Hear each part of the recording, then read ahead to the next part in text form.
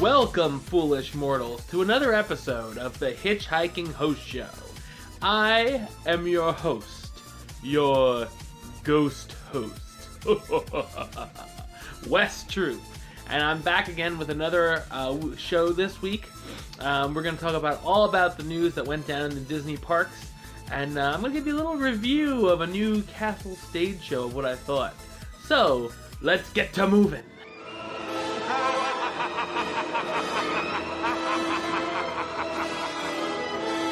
Alright, this past week at the Magic Kingdom began Mickey's Not So Scary Halloween Party. And of course there was the Boo to You parade and Happy Hallowishes. But new this year was the Hocus Pocus Villain Spectacular.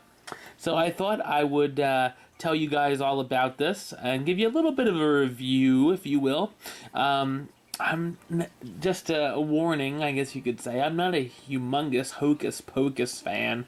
I saw it when I was a kid, and I didn't watch it again.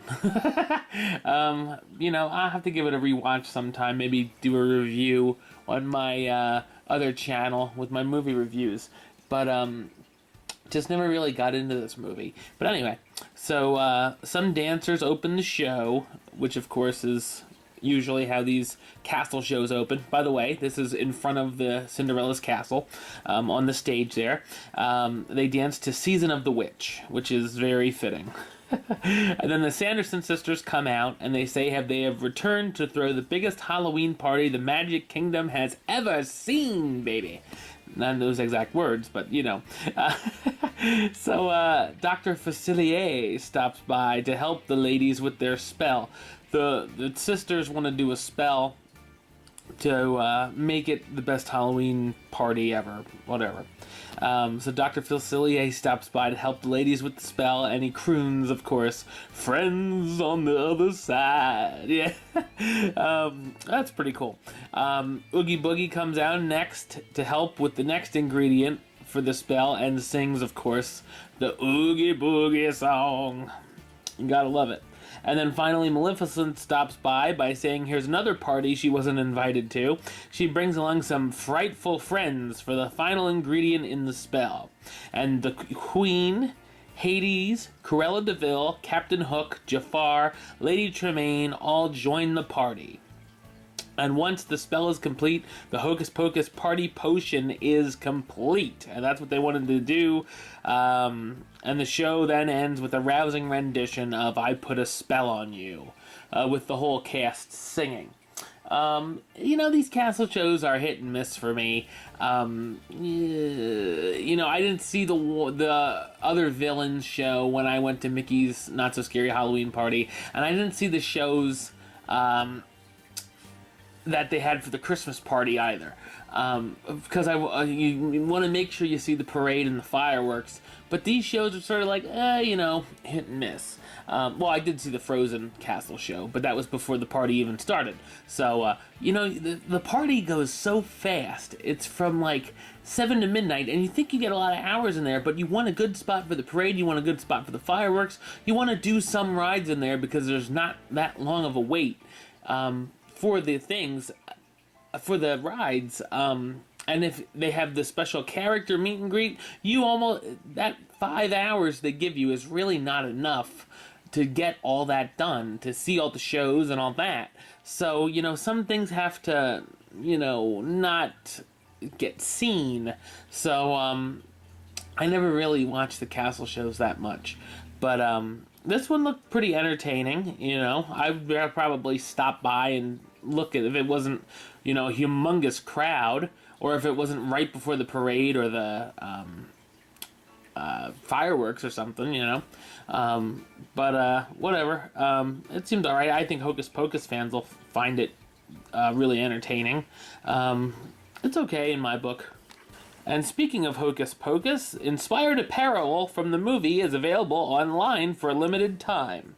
From September 21st to the 27th, you can choose from 3 costume tees inspired by the Sanderson sisters' outfits. You can also find Sanderson sisters Witch Museum graphic items that will be used on short sleeve tees, long sleeve tees, and hooded sweatshirts. Yeah, and of course, you can order these items at www.disneystore.com/park-events, and please allow 4 to 6 weeks for delivery. So if you're into the Hocus Pocus, that sounds really funny. You're into that kind of Hocus Pocus mumbo jumbo, you can order those teas. Starting this week, a new roaming character experience at Magic Kingdom will be in testing. We had Flynn Rider a little bit ago, and now we got Peter Pan. We got Peter Pan. He will be wandering around Fantasyland in the early morning, interacting with guests, but keeping on the move.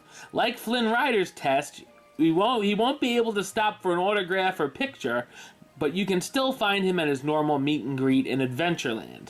I think this is an interesting idea. It's only for like 3 days for the test, so you got to catch him. But I guess he's gonna be just gallivanting all around Fantasyland. Yeah, a lot of people are gonna want to try to chase him or whatever, or stop him for a picture. Just know he can't. Some character experiences are like that. It's hard to explain, but a lot of people in Disney World just want the autograph and whatnot. But you can find him at the Adventureland one. It's an interesting idea to have that. It's more interactive, like the Disneyland characters that just sort of run around. Like, how many times have I seen Peter Pan and Captain Hook fighting through Fantasyland, and it's really cool to see. So look out for that. Reservations for a new dining experience at Narcoossee's at Disney's Grand Floridian Resort has begun. You can now enjoy a waterfront brunch with a great view of the Seven Seas Lagoon. The brunches will begin on November 22nd and will cost $69 for adults and $41 for ages 3 to 9, or 2 table service credits for those on the Disney dining plan. Youch. The brunch will begin with a choice of specialty beverage, alcoholic or non-alcoholic, and will include a pastry basket for the table. Choice of appetizer including onion soup gratin, seafood charcuterie, here we go with my unbeatable pronunciation here, people, shrimp and grits, and artisanal, oh boy, cheese, and choice of entree including brioche French toast, croque madame, oh, it's a female grilled cheese, lobster egg benedict, chicken and waffles, omelet, salmon, and steak and eggs. So if you're interested in a waterfront brunch and want to check out Narcoossee's, definitely look into that. New this year at Disneyland, we're going over to California. Our treats for Dia de los Muertos. Yeah, I could say that, but not friggin' charcuterie. You can find special apples, cake pops, and Crispies to resemble sugar skulls. There be skulls ahead.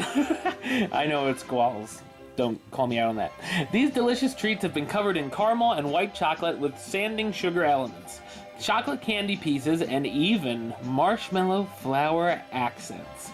You can find these items and more at the Candy Palace on Main Street, USA at Disneyland, Trolley Treats in Disney California Adventure, and Marceline's Confectionery in downtown Disney District. So if you want to celebrate the Day of the Dead, don't be a deadbeat, and check out these cool treats. Alright, well, that's all the time for this week. I should have the newest Hitchhiking Host Show 101 episode up soon. Hopefully this week it is going to be the Jungle Cruise. It's Jungle Cruise time, alright. And so come back and learn about the history of that, and whatever else may come up on the channel. So, until next time, don't forget to subscribe right here on YouTube. youtube.com/HitchHostShow. You can like the Facebook page, facebook.com/HitchHostShow. Follow the Twitter @HitchHostShow and the Instagram @HitchHostShow. And of course, you can, if you're listening to the show on Podbean, thank you. And of course, you can listen to it at hitchhostshow.podbean.com, and also on iTunes and Stitcher if you want to do a little downloading. Until next time, don't forget to... Hurry back, for the next episode. See ya!